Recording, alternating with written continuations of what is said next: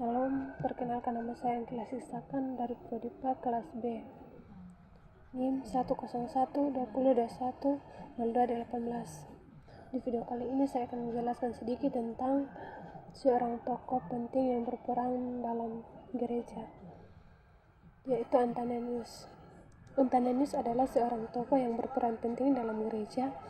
Antoninus lahir dalam sebuah keluarga Kristen di kota Alexandria, atau mungkin di dekat kota Demanhur di delta Sungai Nil, kira-kira antara 1293 dan 1298. Tarik yang paling awal kadang-kadang ditetapkan sebagai tahun kelahirannya karena tingkat kematangan berpikir yang tampak dalam dua risalah terdahulu, Kontragentes atau melawan orang-orang kafir, dan perihal inkarnasi yang diperkirakan ditulis sekitar 3018 sebelum Arianisme. Mulai merajalela karena karya-karya tulis itu tidak memperlihatkan bahwa penulisannya sadar akan keberadaan Arianisme.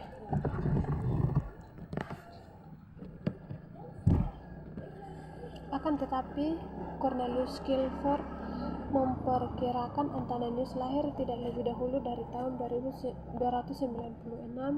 dan tidak lebih kemudian dari 298, didasarkan pada fakta bahwa Antoninus tidak menyajikan keterangan pribadi mengenai penganiayaan orang Kristen oleh Kaisar Maximianus pada tahun 1303, yang menurut Clifford pasti diingat Antoninus andai kata ia sudah berumur 10 tahun. Pada saat itu, yang kedua epistola Hari Raya menyatakan bahwa kaum Arian telah mendakwa Antoninus di antara berbagai dakwaan Antoninus bahwa ia belum mencapai umur kanonik atau 30 tahun sehingga pentabisannya menjadi Batrik Alexandria pada tahun 328 menjadi tidak sah.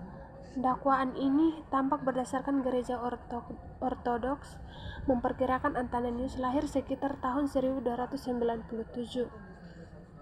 Antoninus juga lahir dari orang tua yang cukup kaya sehingga mampu memberikan pendidikan sekuler yang bermutu. Meskipun demikian, Antoninus jelas bukan seorang bangsawan Mesir.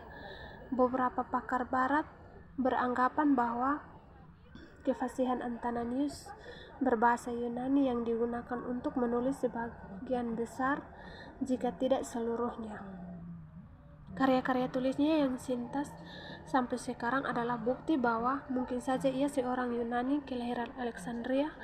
Akan tetapi, bukti sejarah menyiratkan bahwa ia juga fasih berbahasa Koptik. Mengingat bahwa ia berkhotbah di daerah-daerah Mesir, kenyataannya beberapa salinan karya tulisannya yang sintas sampai sekarang tersaji dalam bahasa Koptik.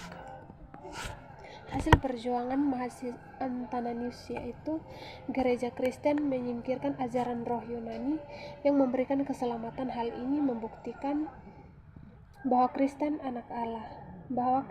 anak Allah berbeda jauh dengan logos filsafat Yunani yang hanya setengah zat dengan ilahi di antara Allah dan dunia.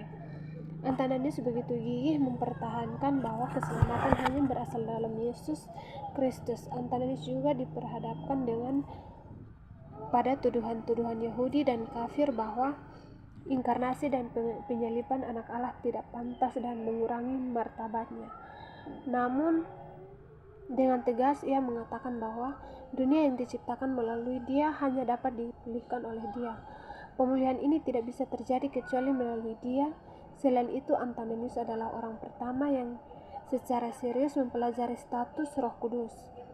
Hingga pertengahan abad keempat, perhatian tertuju kepada hubungan Allah Bapa dan Anak, sedangkan sebutan singkat dan kepada Roh Kudus dalam pengakuan iman Nisea dianggap sebagai bukti kurangnya perhatian terhadap Roh Kudus. Sebuah kelompok di Mesir, Tropisi, mengajarkan bahwa sang anak adalah Allah tetapi Roh Kudus diciptakan dari tidak ada. Hal ini bertolak belakang dengan pengakuan iman Nisea. serta secara tersirat dalam Roh Kudus sejalan dengan Arianisme. Yang meminta nasihat kepada Antananius, ia pun menjawab dalam sejumlah surat-surat kepada Serapion yang di dalamnya terdapat pembahasan teologi, sesungguhnya mengenai ketritunggalan dengan meracis status Roh Kudus maupun Anak Allah. Antananius adalah uskup yang selalu tegar dan menghadapi masalah demi masalah yang pada saat itu kelompok anti-Arianisme atau Gereja Barat kelompok Antioquia dan Antananius berpendapat bahwa Allah adalah satu pribadi, sedangkan bagian terbesar kelompok Origenes di bagian timur berpendapat bahwa Allah terdiri dari 3 pribadi. Ada 4 karya utama Antananius, yaitu Anti-Arianisme, Apologia, Surat-surat Paskah, Vita Lima Antoni. Karya ini menunjukkan keyakinan yang mendalam bahwa pusat iman Kristen yang sesungguhnya adalah perwujudan Tuhan dalam Yesus Kristus. Baik, ini sedikit penjelasan dari saya. Sekian dan terima kasih.